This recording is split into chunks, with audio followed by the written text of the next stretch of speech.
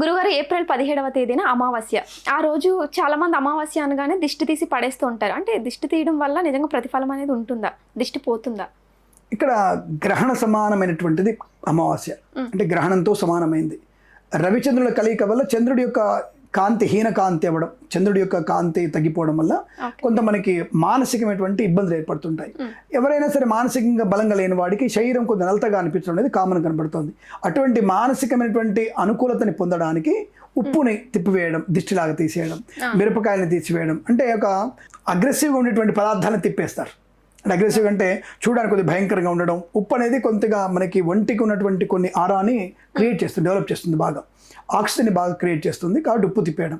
ఈ ఎర్ర మిరపకాయలు తీయడం వల్ల ఏంటంటే మనిషికి లేనటువంటి ఒక ఉద్రేకం లాంటిది ఏర్పడుతుంటుంది. అంటే ఉద్రేకం కలిగించడమే, అంటే మానసికమైనటువంటి తక్కువ డౌన్గా ఉన్న వ్యక్తుల్ని ఉద్రేకంతో మంచి ఒక పరిపక్వంగా తీసుకురావడం, ఒక దాని ఏమంటారంటే ఒక సైంటిఫిక్గా చెప్పాలంటే మీకు ఎనర్జెటిక్గా తీసుకురావడం.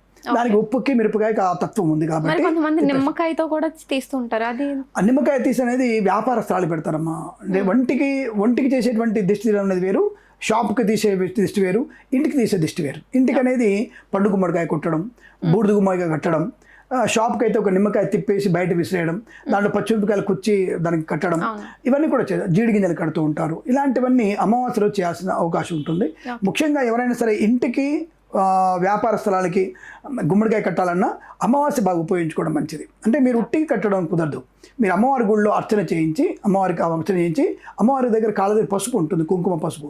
ఆ పసుపు కుంకుమని మనం గుమ్మడికాయ మీద ఏం చేసుకొని ఒక బ్యాగులో పెట్టుకొని జాగ్రత్తగా ఇంటికి తీసుకొచ్చేసి అక్కడ మనం దాంట్లో కట్టేసి తాళ్ళు కట్టేసి వేలాడదీస్తే అమావాస్య రోజు చాలా మంచి ప్రయోజనాన్ని పొందుకునే అవకాశం ఖచ్చితంగా ఉంటుంది. కాబట్టి మీరందరూ కూడా మీరు బూడిద గుమ్మడికాయని ఇలా అమ్మవారి గుళ్ళో అర్చన చేయించి కట్టుకున్న వారికి తప్పకుండా మీకు ఈ దిష్టి పోయకుండా.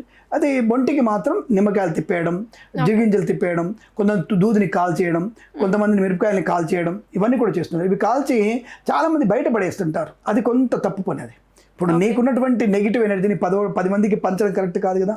దాన్ని డస్ట్బిన్లో పడేయచ్చు. మనం దాన్ని తీసుకెళ్ళి మీరు డస్ట్బిన్లో పడేయగలిగితే తప్పకుండా దానివల్ల మంచి ప్రయోజనాన్ని పొందుకుంటారు. దానివల్ల మీకు ఇంటికి, ఒంటికి, వ్యాపార స్థలాలకి ఈ అమావాస్యలో చేసేటువంటి దిష్టి తీయడం అనేది విశేషమైనటువంటి ప్రతిఫలాన్ని పొందుకునే అవకాశం ఖచ్చితంగా ఉంటుంది.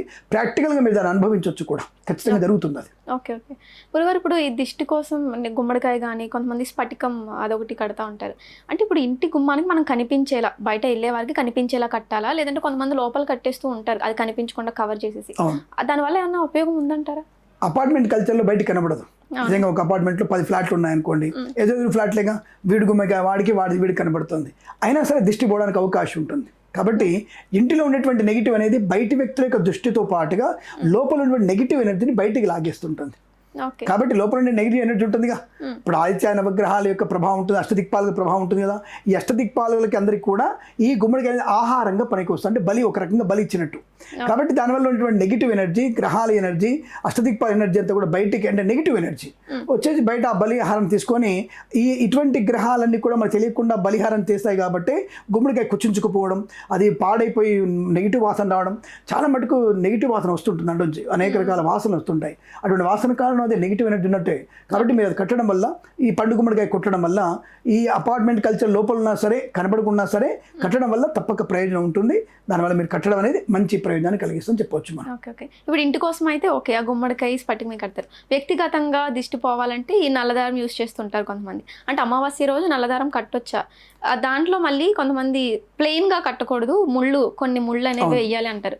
అది దాని గురించి కొంచెం వివరంగా చెప్తారా? ఒకటి ఏంటంటే ఇందాక స్ఫటికం గురించి మాట్లాడుకున్నాం మనం. దాని గురించి మళ్ళీ ఒకసారి మీకు స్ఫటికం అనేది ఒకళ్ళ ఇంట్లో ఎప్పుడైనా సరే ఒకటి గుర్తుపెట్టుకోండి, విద్యా సంబంధ ఆటంకాలు వస్తున్నప్పుడు, భార్యాభర్తల మధ్య సమస్యలు వస్తున్నప్పుడు, పిల్లలు వక్ర మార్గం పడుతున్నప్పుడు మాత్రం పట్టికం కట్టాలి.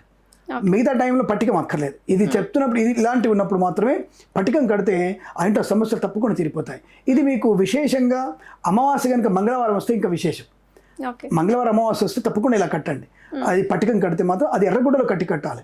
దానివల్ల మంచి ప్రయోజనం మాత్రం ఖచ్చితంగా ఉంటుంది. అది గుర్తుపెట్టుకోండి. అమావాస్య రోజు కట్టడం అనేది శుభయోగాన్ని కలిగిస్తుంది. ఇప్పుడు మీరు అడిగిన ప్రశ్నకి, ఈ దారాన్ని, నల్ల దారాన్ని కడతారు కదా, అంటే 3 ముళ్ళు వేసి కడతారు. అంటే ఒకే దగ్గర 3 ముళ్ళు వేసి కడతారు. అంటే మన కర్మేంద్రియ సంబంధించింది అనేటువంటి భావనతో, ముగ్గురు అమ్మవార్ల అనే భావంతో, ముగ్గురు త్రిమూర్తుల భావనతో 3 ముళ్ళు వేసి కడితే నెగిటివ్ అనేది తొందరగా తొలగిపోతుంది, ఒక దేవుడు కాదు దేవుడు మనల్ని తీసేస్తున్న భావంతో కడతారు. ఆ 3 ముళ్ళల్లో 9 ముళ్ళు వేయమంటాను నేను. అంటే నవగ్రహాల ప్రీతి కొరకు 9 ముళ్ళు వేసేసి దాన్ని కట్టుకోవడం వల్ల మంచి ప్రయోజనం మాత్రం ఖచ్చితంగా ఉంటుంది. త్రిమూర్తుల ముళ్ళ కన్నా నవగ్రహాల 9 ముళ్ళు వేయడం వల్ల మీకు చాలా మంచి ప్రయోజనం ఉంటుంది. అలా 9 ముళ్ళు వేసి కట్టుకోవడం వల్ల ప్రయోజనమే. బట్ కాలికి, ఎడమ కాలికి కట్టాలి, కుడి కాలు కట్టాలనే విషయం కాదు. కాలు కట్టకూడదు, దాన్ని ఖచ్చితంగా మీరు ముంజేతి కట్టుకోవాలి. ఆడవాళ్ళు కనపడకుండా ఉండాలనుకున్నప్పుడు నడువు కట్టుకున్నా కూడా మంచిదే. అంటే మొలతాడులాగా ఉంటే నష్టమే లేదు. ఆడపిల్లలు మొలతాడు మీరు చిన్నప్పుడు చూసే ఉంటారు, ఆడపిల్లలు చిన్నప్పుడు కూడా మొలతాడు కడతారు ఆడపిల్లలకి. కాబట్టి మొలతాడు తప్పకుండా కట్టుకోవచ్చు, దానికి ఎటువంటి ఇబ్బంది లేదు. ఓకే గురు, అంటే అమావాస్య రోజు కట్టుకోవచ్చు. ఓకే గురుగారు, ధన్యవాదాలు. శుభమస్తు, అఖండ ఐశ్వర్యమస్తు. నమస్కారం. ప్రేమతో మీ కిరణ్ శర్మ.